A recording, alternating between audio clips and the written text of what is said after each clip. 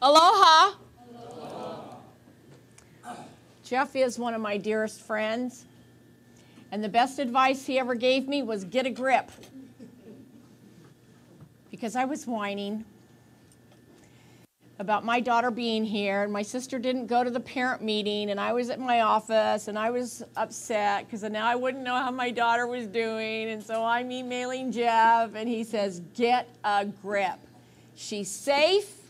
You know where she's at. And I'm like, okay, I'll get a grip. I love coming here. This is one of my favorite places in Hawaii because of the relationships I have been able to develop here with individuals who have been through the program, with Jeff and Danny, and now people who have been through the program and are working here, and I don't think I know very many of you anymore. But my story begins when the day I found out I was pregnant, and I started to worry. And as a parent, when you find out you're going to be a parent, you worry about the health of your child. 10 fingers, don't care if it's a boy or girl. First of all, you want a boy or a girl, but then as the pregnancy progresses, you don't care. You're down to healthy. That's all I care about.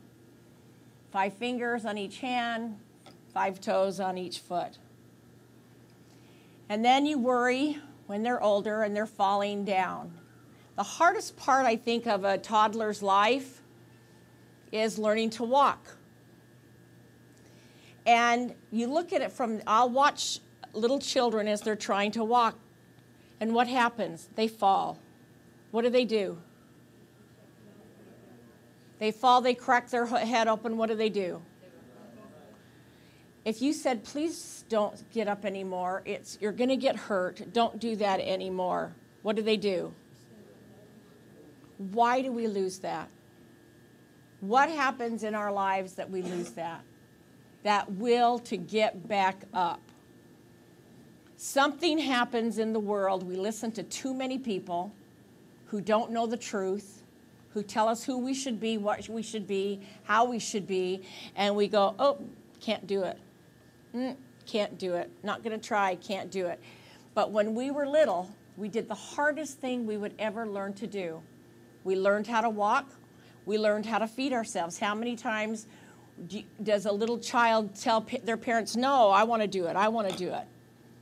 But somewhere in life, we lose that knowledge that we are capable of achieving anything we want in this world if we're willing to do it. I had that knowledge. I had that knowledge for my daughter. Probably around the age of 17, she started to drink. She gave me permission to talk about her, by the way. And she told me that those who knew her and still knew her, that her desire was that they were proud of her in what she's doing in her life right now. And that was, she's never told me that before. She's been home since August of '09. She's never shared that with me. But she had told me that to come back here when she knew I was coming, and to let the staff and those that were now working here that had gone through the program, that all she wanted was for them to be proud of her. So when she was about 17, I went back to school, worked 3 jobs to get my master's. And I thought, what an example I am for my daughter, right? She's going to learn by me. I'm doing this great thing. I'm showing her, women, we can do it, right? I worked 3 jobs. I made it work. I went through and got my master's. And I thought, what an example I am for my daughter. Well, she didn't graduate from high school. I would have never. I went to Kailua High School, okay, the easiest, slackiest high school in the world. I graduated from high school. You know, I don't know how Kailua is now, but back in the 70s, I spent more time at the beach than I spent at high school. It was the tanning contest. Oh, I'm a doctor now. Oh. So she really struggled with that. She struggled with going to school. She struggled with hanging around, you know, the peer pressure stuff. She struggled with that. And here I am now. I'm a licensed clinical social worker. I should have all the answers. My children should be perfect. I should handle things appropriately. There was a time I kicked her in the butt and she fell down the stairs. And as soon as I found out she was okay, I didn't care I kicked her down the stairs. But I was that mad. Well, she started on heroin and lied to me. She was stealing from me. She was stealing from her grandfather, who she adored. She was stealing from my sister. She was pawning things. Am I saying anything new and unusual? No, I'm not. But I was clueless because, I thought I had been a better example. Who takes all the blame? Mama takes all the blame. So if I'm taking all the blame, I'm not holding her responsible for her behavior. The worst thing any parent can do. The worst thing you could do to a friend. The worst thing you can do to anybody that you love is not hold them accountable for their behavior. Because then guess what? The behavior never changes. If you love somebody, if you call somebody your friend, hold them accountable for their behavior. Tell them they're better than that. You are better than the choices that you're making. So we got her. She was buying Suboxone off the street, her and her boyfriend, and tried to get her an NA, tried to get her in some various programs. And I really didn't understand the scope of the problem. I didn't. I had clients who had substance abuse problems, and I supported and helped them, but I was clueless because it's so well hidden. I mean, if there's anything that you do well, or that I did well, is I maybe didn't want to know, and she hid it from me very well. You learn how to do that. That's part of the addiction, isn't it? So she had a friend who she was moving into with they were all moving in and sharing this house, and he promised me that if she relapsed, they would not let her stay there, and he would call me. And all I can do is thank my Heavenly Father that he did that. Now, I'm a very religious person, and I prayed, and I prayed, and I prayed, and I prayed, and I prayed, and I prayed, and the answer that I would get was just love her. Just love her. Okay, so speak kind words to her. Well, I needed to understand what that meant. When you love somebody, what does it mean? Do I let them destroy their lives without saying something? Do I call them on their behavior? Because I'll tell you, if I said anything, it was a fight. It was a fight. She was never going to see me again. It was a fight. So I was living in constant fear that I was going to lose this child one way or the other. So I went and picked her up at the apartment that she was sharing and brought her home. But before that, I shared this with Jeff earlier. I was in my car, and I was driving up to her apartment, which is downtown Salt Lake, and I lived in one of the suburbs. And I turned it over to God, and I said, I know how much I love her, but I know you love her more than me.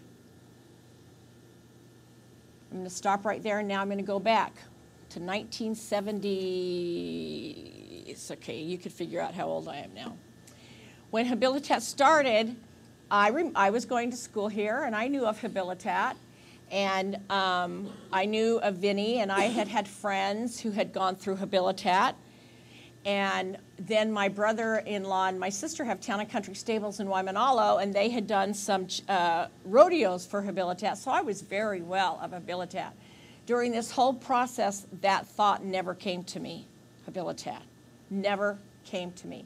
I just kept thinking, I don't think I could afford it. It never came to me. I was trying to figure out until I laid it out there and I said, you love her more, and I love her a lot, and I know you love her more. Please help me. And the first and only thing that came to mind was Habilitat. And I called my sister here in Hawaii and I said, Jillian has relapsed. Can you call Danny and see if we can get her in Habilitat? Now, mind you, I had no idea what it would take to get her here. None. 15 minutes later, by the time I got to her house, Danny had called my sister. My sister had called me and said, we'll take her. That was the easy part. So I go and pick her up, pack her stuff, bring her to my house, and tell her we're standing in my dining room. She's on this side of the table. I'm on this side of the table, and we're playing chicken. And she says, so, put her hand on her hip, you're going to kick me out? And I said, I'm not kicking you out. You have a choice. You can either go live on the streets, which I was terrified of, or you can go to Habilitat. Oh, so you're kicking me out. Snotty little shit. Can I say that here? She was. So she had her hand on the hip. She talked to admissions, you know, and this is one thing I really appreciate about Habilitat. They don't pull any punches. They tell you exactly what you're in for, right? You know what you're coming to, you know, and they said 7 pairs of jeans, 7 pairs of underwear. Well, did she listen to me? High heels and makeup, and I just kept my mouth shut because she was coming. That's all I wanted to worry about. So I get her to the airport Friday morning to drop her off. This was happening on a Sunday, and now we're at Friday. And she doesn't have her ID to get on the plane. Where's your ID, Jillian? Oh, I think I left it at the liquor store. And I turn and I look at her. I wanted to put my hands on her face and squeeze, but I didn't. I didn't. I sat at the DMV and got her a new license. Saturday morning, I get her on to the airport. She sits at the gate talking on her phone. Guess what? The plane leaves with her luggage, and I get a phone call, Mom, the plane left. So I am so hammered by this time. I am just wrung dry by this point. I drive back down to the airport, go up to the ticket counter, buy a ticket. I look at the ticket counter attendant, and I said, I've got to get this child to a treatment facility in Hawaii. This is the 3rd ticket I've bought. I need to go back and sit with her. So she handed it to me. And I go back and sit with her, get her on the plane. And I'm just like this. I mean, I haven't slept. Oh, I forgot to tell you about Friday night, where she decided she was going to go out with her sister, which is her half-sister, and go hang out, and there was nothing I could do about it. She was going with her half-sister. Well, at 4 o'clock in the morning, I have no idea where she's at, but the day before, she had showed me where, she goes, this is where Nick lives, over here. So guess where I'm at 4 o'clock in the morning, pounding on the door. Get your butt in that car now. So I leave the airport Saturday afternoon after she's gotten on the flight, and I said to myself, I don't care if I ever see that child ever again. I don't care. I've had it. I've had it. I'm up to here. I've done everything I can. She makes it, fine. She doesn't, fine. Well, that lasted a few hours. And then I get a call from the brothers. I can't remember who picked her up in the van. How many been picked up in the van at the airport? Yeah. I love these guys here. And we've got her. And I start to cry. All of that emotion has now hit me. I know that not everyone who goes through this program has parents who are there waiting for you at the other side. I know that. And that is, I think, such a sadness in our country that that kids get lost along the way. Because I sent her brother here, who's not my child, but I love these kids. They're her siblings, but it's going to be on tape, so I can't say anything about her father. But just emotionally not available. And that really had a huge impact in her life. I know that. So she gets here, and I know the routine. I know it. I've got my packet, the parents' packet that says when I can write, you know, what's going to happen, and I get my first letter. And so the time comes where I can write her a letter. And I've got to tell you, I wrote this letter with every fiber of my being. I wrote this letter to her. And the feedback I got when she had, do you read the letters in a group, the first letter you get from your parents? Well, she says to Jeff, oh, another generic letter. And she got reamed. She got reamed. The first parent-family meeting my sister attends, Jeff says, Jillian Hollenbeck, spoiled, rotten brat, ungrateful, self-serving. He went on and on, a few more adjectives, and my sister raised her hand and said, I'm just the aunt. Just the aunt. So I had peace in my life for the first time in many years. I could go to sleep. And I would call and check on her. And what started to happen is if she wasn't having a good week, guess what kind of week I had? Worry. I just worried incessantly. And I just felt helpless. When you're a parent or a brother or a sister or a grandparent, and you feel so helpless because of the choices that there's nothing you can do about the choices that your children make when they become adults. There's nothing we can do. I have a very good friend in Salt Lake whose son has chosen to go to Mesa, Arizona, and live on the streets instead of getting treatment. Is that uncommon? It isn't. I didn't realize that until Jeff trained me. And he did train me. Told me to get a grip. And I got her done. I got that grip. But I didn't realize just how the drug just takes over your life. When I first visited here, I was able to meet so many people who have come before you who were sober. And the talent that was in this room amazed me. The artists, the musicians, the dancers, the talent that was in this room the first time I came, I was overwhelmed with. The joy that I felt being here.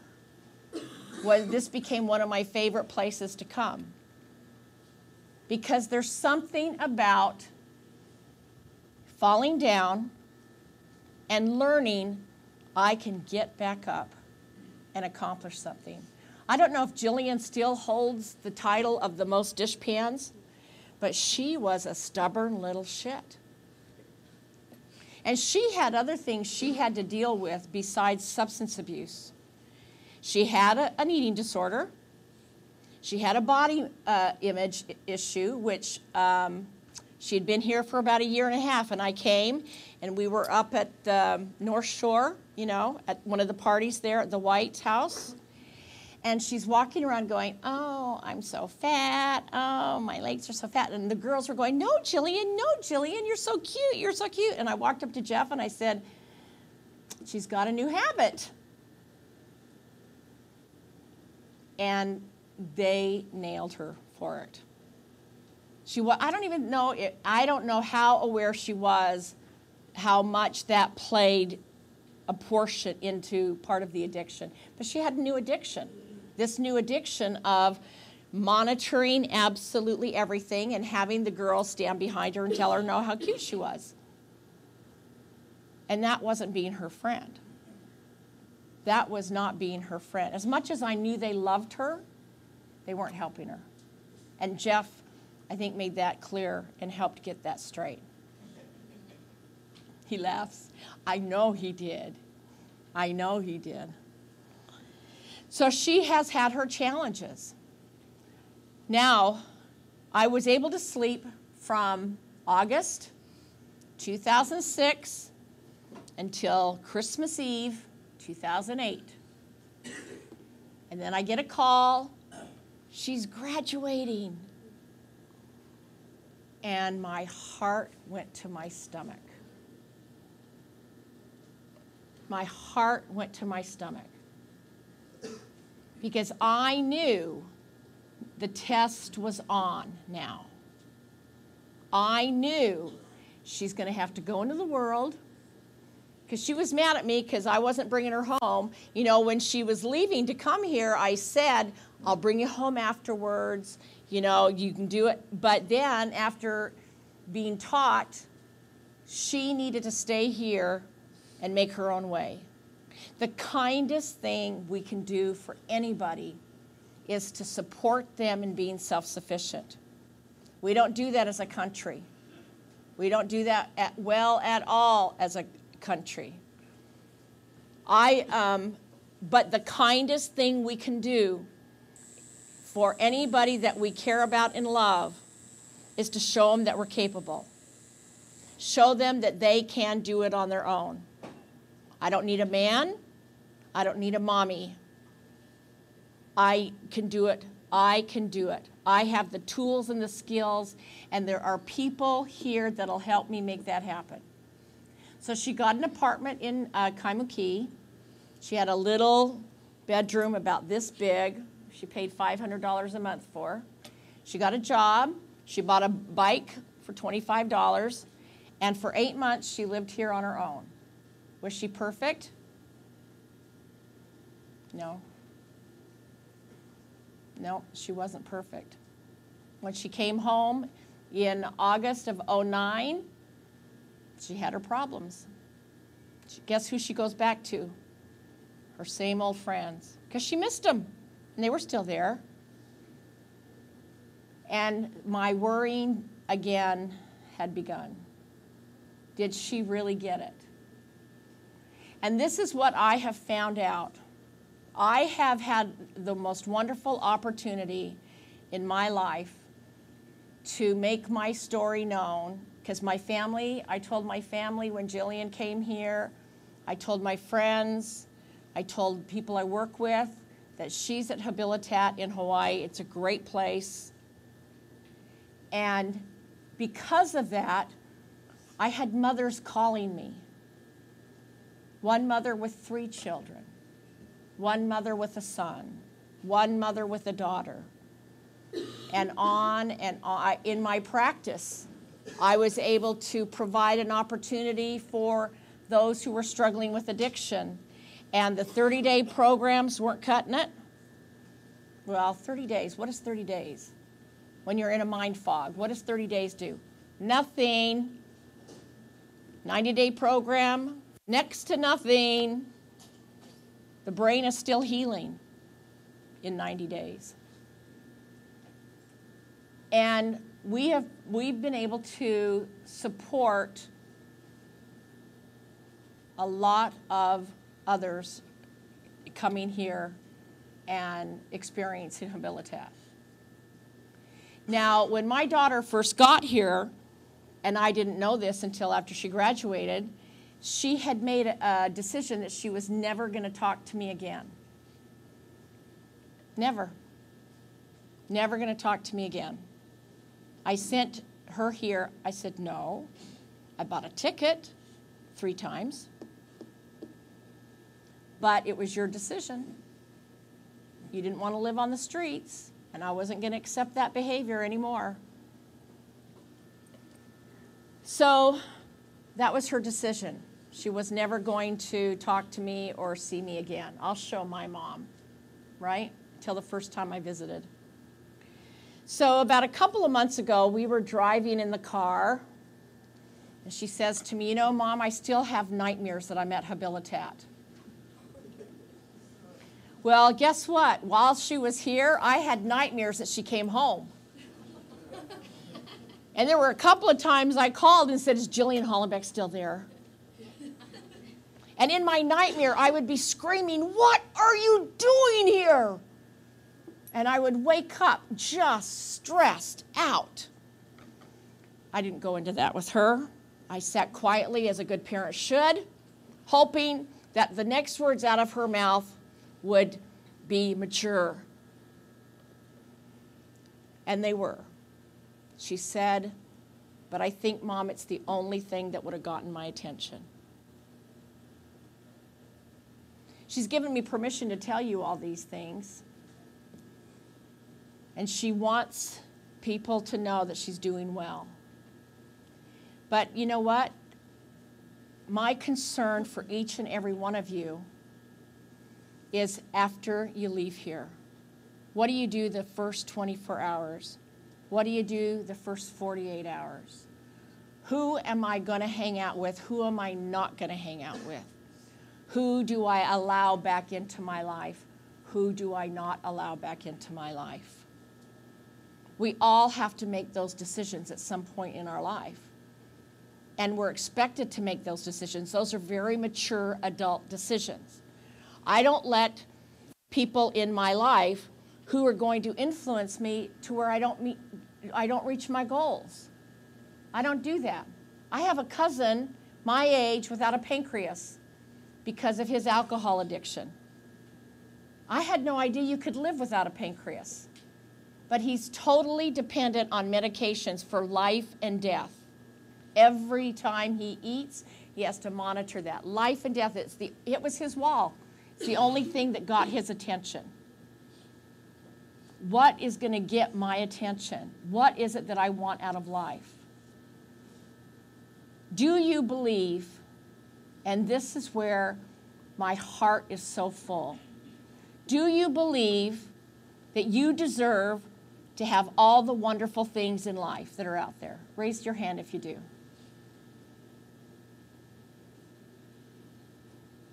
I agree. Who gets in your way? Who else? You don't even have to tell me, just think about him. That bozo guy, down the road, or, the girl, or my uncle, or, there are people in our lives that we have to change our relationship with if we are going to achieve the things in life that we want. When I decided that I did not want to party in my early 20s, I had to find a whole new set of friends. Because guess what? I wasn't fun anymore because I didn't drink. I wasn't fun anymore.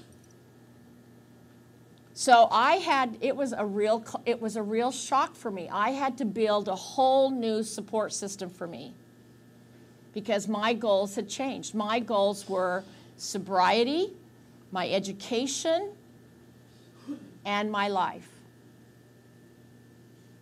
So I had to find a whole new social system. My family weren't drinkers, but I'd come back here. I'd have to, my friends that were drinking here, if I came to visit, I just had a pat answer for them.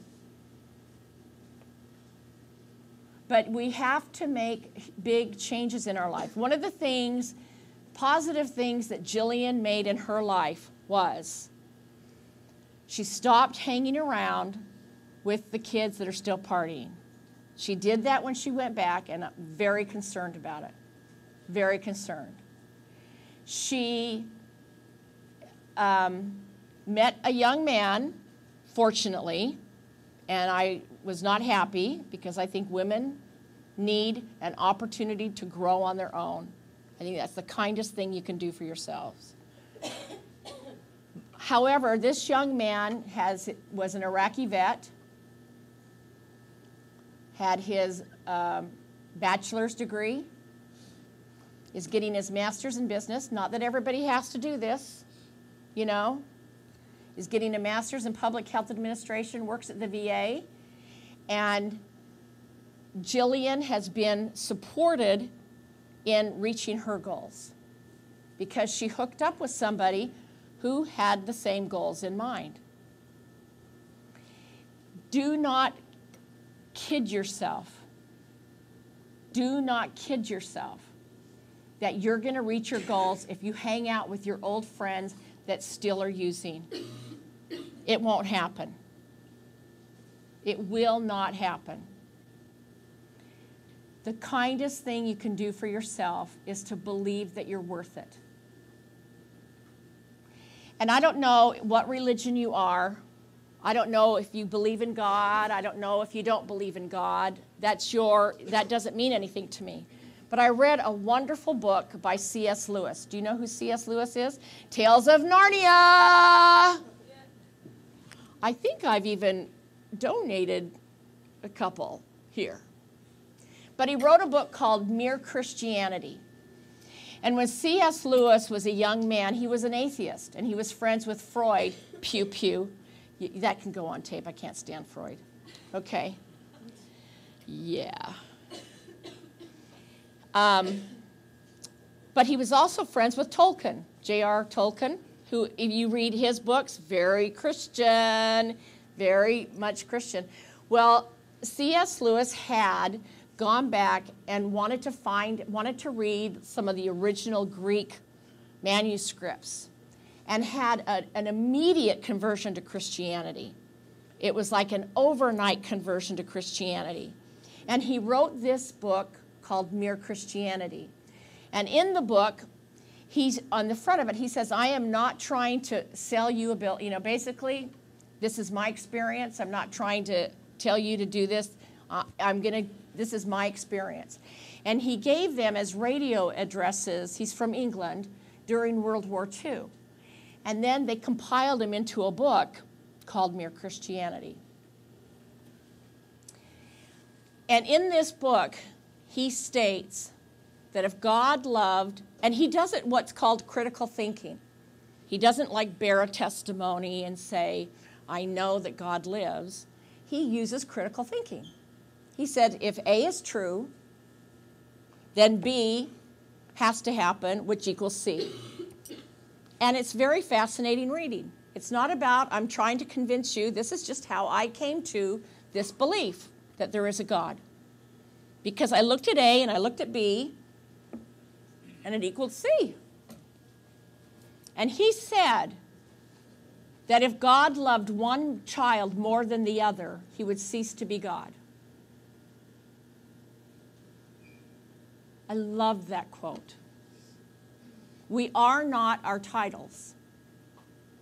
We are not our titles. I am a licensed clinical social worker by trade. It's my job. That's not who I am. Believe me, I've worked with therapists who are cuckoo. I wouldn't send my dog to them. We determine who we're going to hang out with, not what's on their business card, but on how they're going to support me in understanding who I am and what I'm capable of becoming. That's who you want in your life. You surround yourselves with sisters and brothers and cousins and friends who will not support you going backwards. As soon as you do that, you're in relapse. That there's a fine line between relapse and recovery. And when you're a parent of a child with an addiction issue, you never rest. You never rest. Because we pick up on facial expressions, we pick up on body language. We've been through that whole process with you. So as soon as we see distress, what do? Freeze. Oh my goodness, what do we do? There was a reason that people use drugs, because they do what you want them to do. They make me happy. They make me not feel stress. Well, guess what? Guess when we grow? When we feel stress. That's when I grow in character, is when I'm stressed. Because that's when I have the opportunity to problem solve. I have the opportunity to look in front of me and problem solve. That's when I grow. I don't grow when I'm feeling happy and content. I'm not growing. I'm not working. We grow when a problem is presented to us and we sit down and we gather people in our life, resources in our life, and we solve the problem. That's when we grow. That's what we're capable of doing. Man is made to persist. How do I know that? You're all walking. That's how I know that. The hardest thing you've done, you've done. You feed yourself, you tie your shoes, you walk upright, you change your clothes. We learned that all within the first 2 years of our life. And then somewhere along the way, we allowed society or others to tell us, no, you're going to get hurt. No, you better not. No, you can't do it. No, it's too painful. And we forget what we're made of. We are made to persist. We are made to overcome difficulties. Our brains are made to heal. I work at the VA in Salt Lake City, Utah. I work with veterans from Vietnam, Korea, Grenada, all those places we never were, that we still weren't, but those places we never were. Iraq, Afghanistan. Nothing brings me more peace than to help those guys. Because they've been through it. They've been through it. And they come home, and some of their biggest challenges are surviving the war. Because guess what? Some of their buddies didn't. I've worked with Vietnam vets who were medics in Vietnam. I had one vet who could not stand buzzing bees because it sounded like the bullets passing the helicopter. There are tough decisions these guys and women make for their jobs, and they are very well trained to do that. And I am very grateful I have the opportunity to work with them while they come back home now to a whole new set of rules. They get home, there's a whole new set of rules, right? They don't get to carry a gun. You know, they're driving down the road and there's a box in the road. What do? They do this. Clear on the other side of the road because they've been trained for that. That's how their brains have changed. And so helping them has been a wonderful gift. Helping you is a wonderful gift for me. I am blessed that my daughter went through this program. I grew as a mother. I'm a better mother. I'm a better therapist. Oh, and when my guys whine in my 35-day program, I look at them and I say, you can go to Habilitat if you want. It's 2.5 years. And they don't like whining there. So I love this program. I love you. You are in my prayers every night. You don't know me. People come and go. But you guys are in my prayers every night. I ask the God I believe in to bless you. And I appreciate other people who have other religions who prayed for my daughter and asked for her to be blessed while she was here, and they did that. Can I talk to the women for just a minute? Okay. Women, you are amazing. I don't know if you know that. You're amazing. If you get in relationships when you leave here, make sure they deserve you.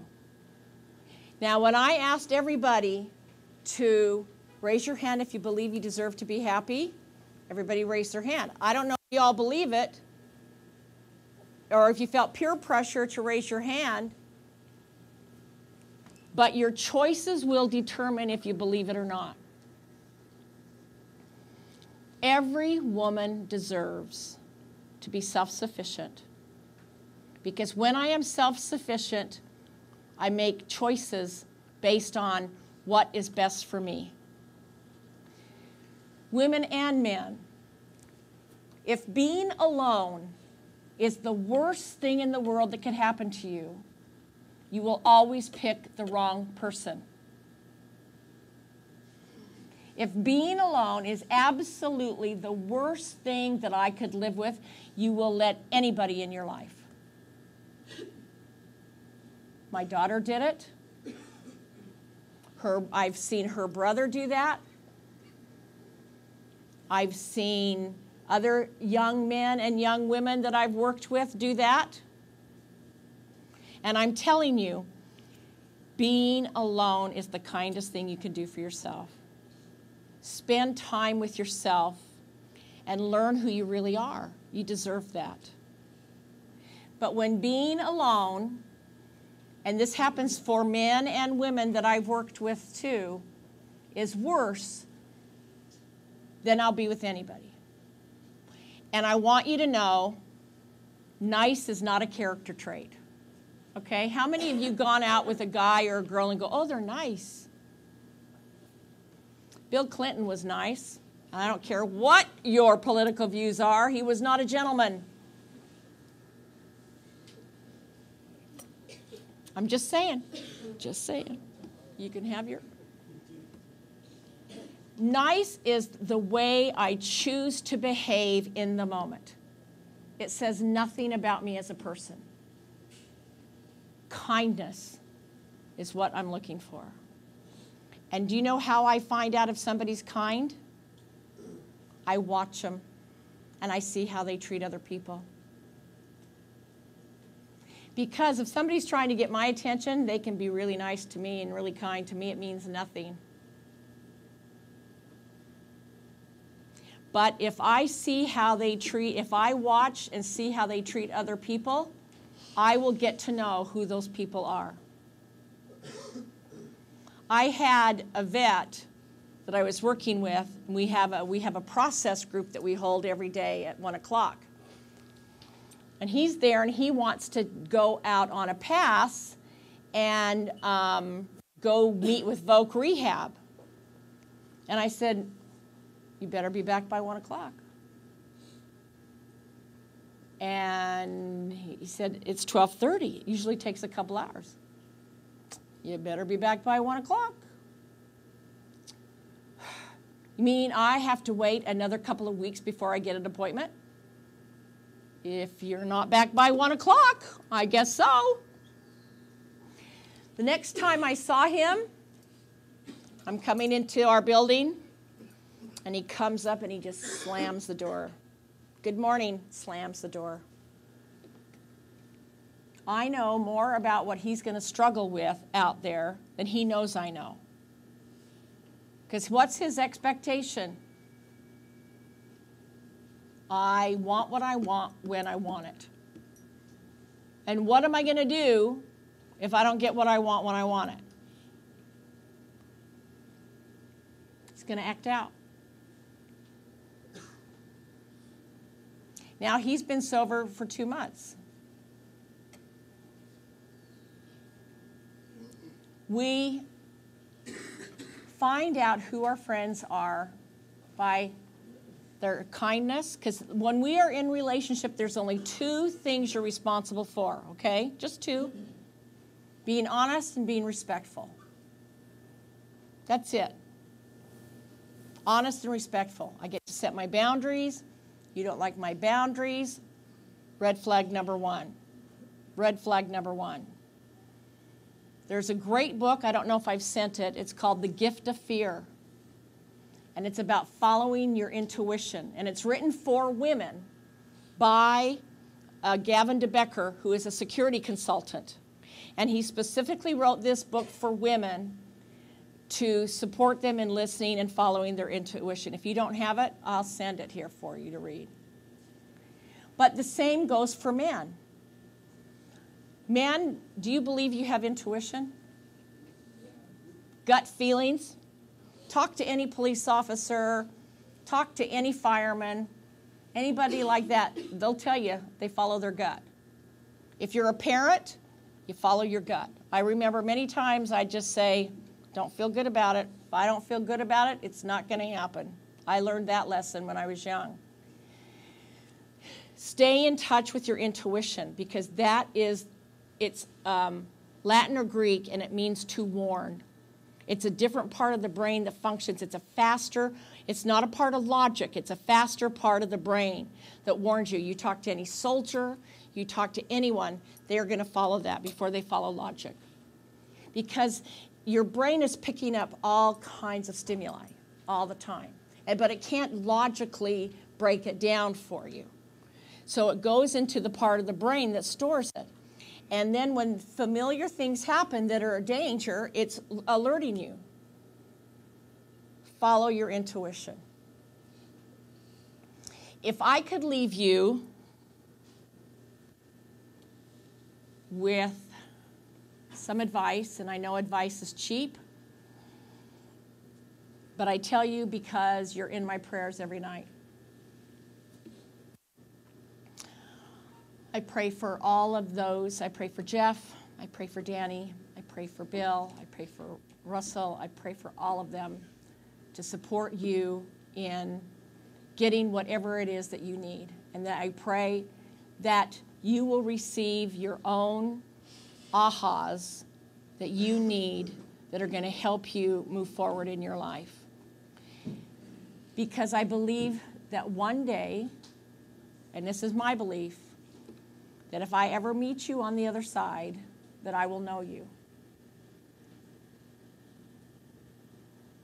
I believe I am responsible for doing what I can to help who comes my way. I believe that's a real responsibility for me, and I take it very seriously. When Jeff asked me to come here, I struggle with what to say to you, because I'm not a motivational speaker. I don't see myself as a motivational speaker, because I know I go to motivational speakers and go, yeah, good job, yeah, and then I leave. And it's like, oh, I'm going to go to bed. Oh, I'm going to get up late, you know. How long do they last? What I hope I leave with you tonight is that you will entertain the fact that you deserve to have happy lives. And if each of you leave here and make good choices in your life, you are going to touch others along the way. And I think that's how a country changes. That's how a town changes. That's how the world changes, is one person touching another person, helping another person, helping another person. And the power to do that is in this very room. the power to make changes. I've seen it with my daughter. I've seen it with family members. I've seen it with people who have come through the program and are happy and doing well. But it's a choice. It is a choice. And when you leave here and you're out there, you remember who you are and that your life is only in your hands and nobody else's, and you surround yourself with cheerleaders. You surround yourself with cheerleaders, others who are going to support you in making good choices, who are going to cheer you on when you accomplish something. That's what my hope for you is. And it's for the rest of your life. I don't let people in my life who are negative. I don't let them in. They're not in my life for very long. I want people in my life, and it happens. And I have gone to friends and said, tell me I'm okay. Do you ever have those days where you just go, you are worthless, worthless, worthless, worthless, worthless, worthless, worthless. You're taking up space. You're worthless, worthless. So I make a call. Okay. Tell me I'm okay. And you keep calling the right people until you feel better.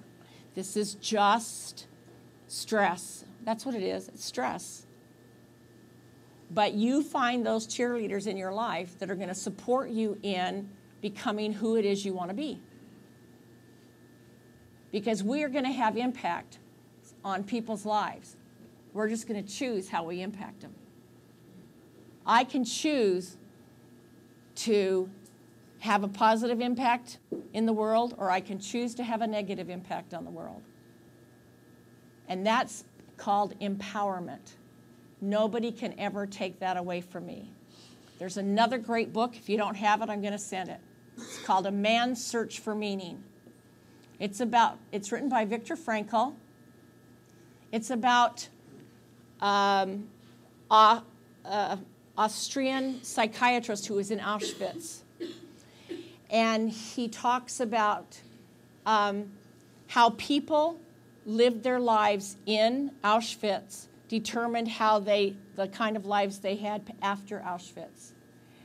And it's a phenomenal book about choices and consequences and power, the power to overcome.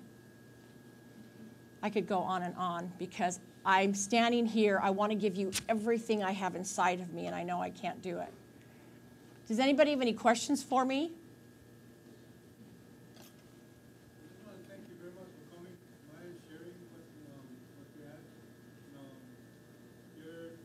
What you're sharing, like, it kind of inspired me to be more better parent to my kids, you know. And thank you. Thank you so much. I want to thank you as well, and I just want to know, like, I know my mom's story is very similar, and what was, like, your threshold for tolerance towards your daughter's actions, and what was, like, your mindset? Like, what finally made you, like, give her that ultimatum? You know, because I try and think about that. She put up with my stuff for so long that she finally had to put it out there, you know, the choices. I know that was probably the hardest thing for her to do. I just want to know, like, you know, what you were thinking. I think I was in denial. You know, I really minimized what was going on. I listened to her lies. She was really good at lying to me, and I didn't want to believe it. You know, look what I do for a living. You know, I did not want to believe that my daughter could be in that much pain and I would have missed it. Part of it may have been just my own selfishness. What turned it around was when her friend called me and he told me he would, and then it was in my face and I couldn't deny it. I knew at that point I had some power because they were kicking her out. So I knew we were on a very small threshold of time. Because if I gave her enough time, she could go out and find another place to live. And I knew I had to grab her right then. And I was fortunate that I had family calling me and saying, follow through, you know. Because when you're a single parent, you know, you have to go through all of this. You know, is she going to hate me? Am I blowing it out of proportion? And I was fortunate to have people that kept me on track. And then once we contacted Habilitat, it was just their support, talking to them, understanding it. But, you know, I really do. I think it's denial, thinking I can help her. I can get her through this. And there was nothing I could do. It was out of my control.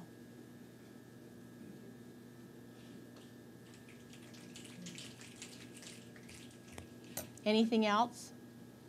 I want to leave you tonight that you do know what I say is true and sincere from the bottom of my heart.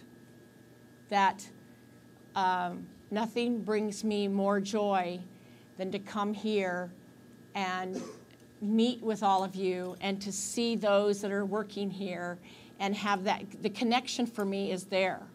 You know, I look on the website, I look at the pictures, I look at the video, and if I can just leave you with understanding your worth is not about what I do. My worth is my worth. It never changes. Thank you. Thank you very much. Okay? Very good. Thanks, Thank you. dear.